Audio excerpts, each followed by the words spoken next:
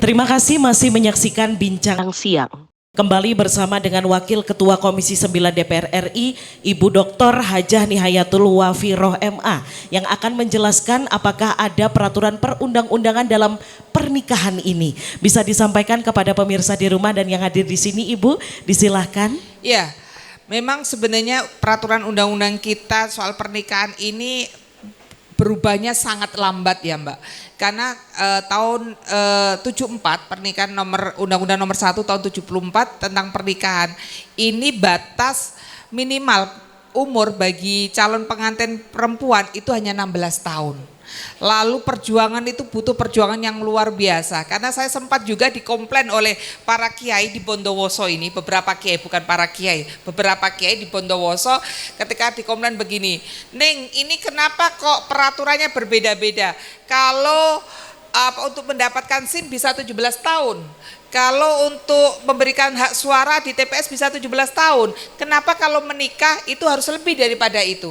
Saya harus menjawab bahwa kalau membuat SIM itu tidak kaitannya dengan rahim. Kalau membuat SIM tidak ada kaitannya dengan bagaimana kesehatan dalam tubuhnya. Jadi ini yang kembali harus disampaikan, bagaimana perjuangan untuk merubah undang-undang tersebut butuh effort yang luar biasa. Alhamdulillah pada tahun 2019 undang-undang pernikahan tersebut diganti, bukan umur 16 tahun tapi umur 19 tahun.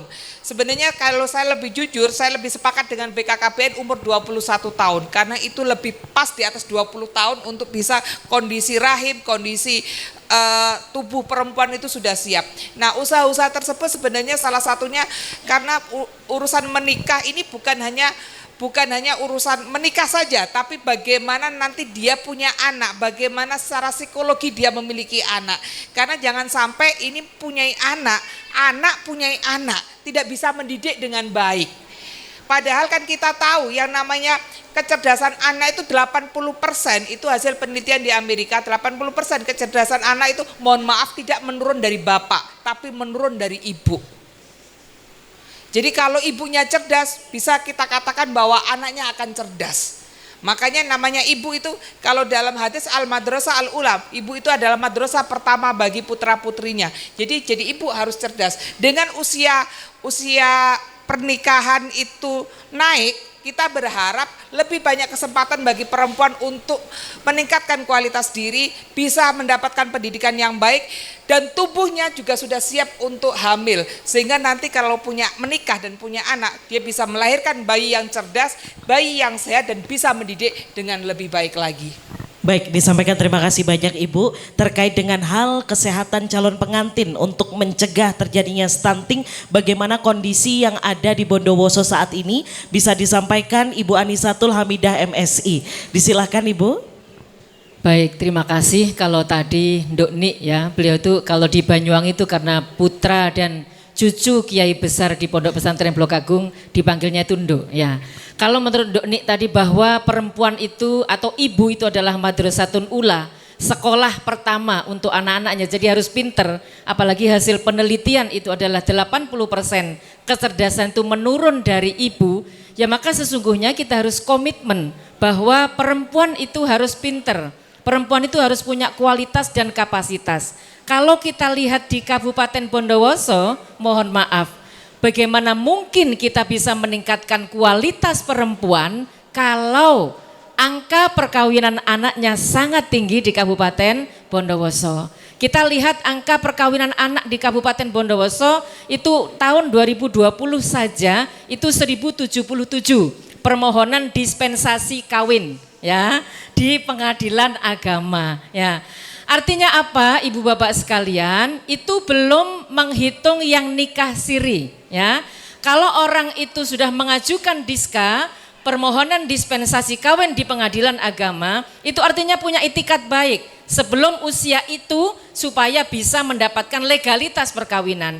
Tetapi ketika tidak disetujui oleh pengadilan agama, kemudian juga nikah siri. Maka dalam kesempatan ini mohon Bapak Ibu, para tokoh agama dan seluruh masyarakat di Telogosari, mari kita komitmen bersama. Karena memang semuanya itu adalah masyarakat Bondowoso, ini tergantung patron. Dan patronnya itu adalah kiai. Sehingga mau Katanya Nduk Nik tadi pagi kalau mau nanam padi tanya kiai. Harinya apa? Sabtu Pon apa Minggu Wage? Ya enggak? Apalagi mau menikahkan putrinya itu pasti tanya kepada kiai. Untuk itu mari kita komitmen. Kita lihat angka untuk anak-anak perempuan yang sudah hamil di usia 16 tahun ya. Saya buka datanya. Tahun 2020 perempuan yang hamil di bawah usia 16 tahun ada 30 perempuan. Yang hamil di usia 16 sampai 19 tahun ada 1163. Kalau ibu hamil di usia 16 sampai 19 tahun yang katanya Nduk Nik tadi belum siap secara rahim, artinya apa? Secara kasat mata kualitas bayinya pun itu adalah bayi yang tidak sehat yang kita sebut dengan stunting. Tahun 2021 justru angkanya meningkat ya. Angkanya meningkat, yang perempuan hamil di bawah 16 tahun itu ada 46.